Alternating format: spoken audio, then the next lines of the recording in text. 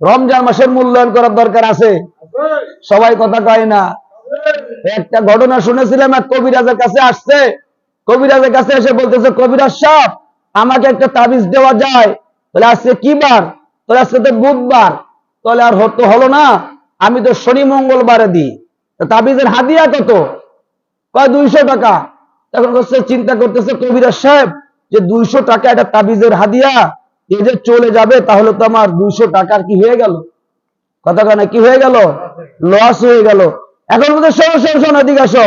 আরে তোমার ওই দরকার না, আমার সারা সপ্তাহে শনিবার মঙ্গলবার। কথা কয় না, বোঝে নাই মনে হয়। 200 টাকা যাইতে দেব না, মঙ্গলবার তো কালকে হবে, ওটা টাকা তো দরকার আজকে। এখন ওই ব্যক্তিকে বলতেছে আমার সারা সপ্তাহে শনিবার মঙ্গলবার। রমজান মাসে যদি মূল্যায়ন না করেন, তাহলে তো আপনারাই আপনাদের কথা বলেন। রমজান মাস যদি মূল্যায়ন না করেন, তাহলে ওই ব্যাঙের যেমন নাকি সর্দি জ্বর থাকে না সারা 12 মাস, কাল কোথায় থাকে? কথা কয় না, কই থাকে? ব্যাংকে কোন সর্দির একটা ওষুধ কিনতে আসছে বাজারে? কাশির একটা ওষুধ কিনতে আসছে? সারা বছর পানির মধ্যে থাকে, ব্যাঙের কোনো সর্দি জ্বর নাই। রমজান মাসকে যদি মূল্যায়ন না করি, রমজান মাসকে সম্মান যদি না করি, রমজান মাসে যদি মাথায় টুপি উঠাইতে না পারি, রমজান মাসের মধ্যে যদি তারাবি পড়তে না আসি, রমজান মাসে ইফতারির জন্য যদি মসজিদে না আসি, রমজান মাসে যদি কোরআন তেলাওয়াত না করতে পারি, দোস্ত আপনি মনে রাখবেন ওই ব্যাঙের মতো হয়ে গেলাম। সারা জীবন কাজ করবেন, কোনদিন আল্লাহ পাকের রহমতের বরকত পাইবেন না। কথা কোন ঠিক কিনা? রমজান মাসকে রমজান মাসের মতো সম্মান করা উচিত। কথা কোন ঠিক কিনা? রমজান মাসের মতো কি করা উচিত? সম্মান করা উচিত। নবী মুহাম্মদ রাসূলুল্লাহ সাল্লাল্লাহু আলাইহি সাল্লাতু ওয়াসসালাম এক হাদিসের মধ্যে ফরমান, আউয়ালুহু রাহমাতুন। রমজানের প্রথম 10 দিন কিসের দিন? জবান খুলে কন না। আরে মার্কা সব পরে দিয়ে আগে কন না, কিসের দিন? আল্লাহু আকবার। সবাই বলেন প্রথম 10 দিন কিসের 10 দিন? জবান খুলে বলেন কিসের 10 দিন? আল্লাহু আকবার। আমি কি আমার কান বেশ করতেছি? নবী মুহাম্মদ রাসূলুল্লাহ বলেন, আউয়ালুহু রাহমাতুন। রমজান মাসে প্রথম 10 দিন রহমত নাজিল হয়। কি নাজিল হয়? রহমত নাজিল হয়। কার জন্য? আপনার জন্য, আমার জন্য, প্রত্যেকটা মুমিনের জন্য। কার জন্য? মুমিনের জন্য। আল্লাহু আকবার। রাগ করতেছেন? প্রথম 10 দিন রহমত। ওই থাকে মাছ সব বাজারে, ওই থাকে যেন তরকারি সব চলে আসে। কথা কয় না। আল্লাহু আকবার। ওই থাকে সিমাই সব বাজারে, কই থাকে দুধ আর কলা সব বাজারে চলে আসে। কি আসে না? আল্লাহু আকবার। এই জন্য আউয়ালুহু রাহমাতুন ওয়া আওসাতুহু মাগফিরাতুন। সারা বছর বান্দা গুনাহ করছে, মান সামা ঈমান ইহতিসাবান গুফিরা লাহু মা তাকদ্দামা মিন জামবিহি। বলেন আলহামদুলিল্লাহ।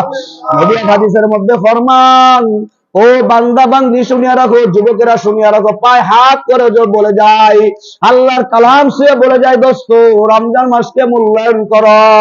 সারা মাস তুমি ইনকাম করেছো, সারা মাস তুমি প্রেমিকার সঙ্গে কথা বলেছো, সারা মাস তুমি বন্ধুদের সঙ্গে কথা বলেছো, সারা বছর তুমি বন্ধুদের সঙ্গে সময় দিয়েছো। রমজান মাসে তুমি তারাবির নামাজ পড়তে আসো। রমজান মাস আল্লাহর ঘরে একটু সময় লাগাও। রমজান মাসে মাওলার কালামুল্লাহ শরীফ একটু তেলাওয়াত করার চেষ্টা করো। আরবি বলতে পারো না, মাত্র 200-300 টাকার মধ্যে পাইবা তরজমাতুল কুরআন পাইবা। আল্লাহু আকবার। আরবির উচ্চারণটা তুমি পাইবা। ভুল হোক সঠিক হোক যা কিছু হোক না কেন, অন্তরে মাওলার কালামুল্লাহর মহব্বত লইয়া রমজান মাসে সকালবেলা সেহরি খাওয়ার পরে ঘুম থেকে উঠে 1 ঘন্টা আধা ঘন্টা মাওলার কুরআন তেলাওয়াত করার জন্য সামনে নিয়ে বসো আর বলো, হাযা কালামু রাব্বি, হাযা কালামু রাব্বি। এই মহব্বতের কারণে মাওলাই কারীম ওই বান্দা বান্দীদেরকে maaf করে দেয়। বলেন আলহামদুলিল্লাহ। আল্লাহ নবী ফরমান, মান সামা ঈমান ইহতিসাবান গুফিরা লাহু মা তাকদ্দামা মিন জামবিহি। যেই ব্যক্তি ঈমান লইয়া একমাত্র আল্লাহর উপরে ভরসা করিয়া ঈমান মান সামা ঈমান ইহতিসাবান গুফিরা লাহু মা তাকদ্দামা মিন যামবিহি, যেই ব্যক্তি ঈমান সহকারে আল্লাহ পাকের আশায় এবং রহমতের আশায় আল্লাহু আকবার রমজান মাসে রোজা রাখবে, তারাবি আদায় করতে আসবে, আল্লাহু আকবার গুফিরা লাহু মা তাকদ্দামা মিন যামবিহি, সূর্য আল্লাহু আকবার আপনার চাঁদ দেখার সঙ্গে সঙ্গে রমজান মাসে রোজা পালন করার জন্য পয়লা তারাবির দিকে আইবে, মসজিদের মধ্যে ঢুকবে, মাওলাই কারীর পিছনে সব গুনাহ মাফ করিয়া দিবে। সুবহানাল্লাহ বাড়ি গিয়ে বলবেন কালকে, সুবহানাল্লাহ আপনালি গিয়ে বলবেন, জোরে বলেন না সুবহানাল্লাহ। আপাল কোরআন কইলে মাওলার নাম আপনার জবান থেকে বাইর হয় না, কিছু কি আপনার বুঝে আসে না রে বাবা? রাগ করলো কিছু নাই, করার কিছু নাই, একবার বলেন আলহামদুলিল্লাহ। যেই বান্দার জবান থেকে বাইর হয় না, যার বখিলাতি দেখান, কৃপণতা দেখান, লজ্জা ভাব দেখান, বুঝে নিবেন মাওলায় মনে হয় আমায় বেশি ভালো বাসে না। কানজুল উম্মাহ হাদিসের মধ্যে আছে, মান হাব্বা শাইআন আকসারা যিকরাহু, যে আমার মাওলাকে বেশি মুহাব্বত করে ওই বান্দা বান্দির জবান দিয়ে আমার মাওলার নাম বেশি বেশি করে বাইর করে, কথা কোন ঠিক কি না? আর যদি বক বক হয়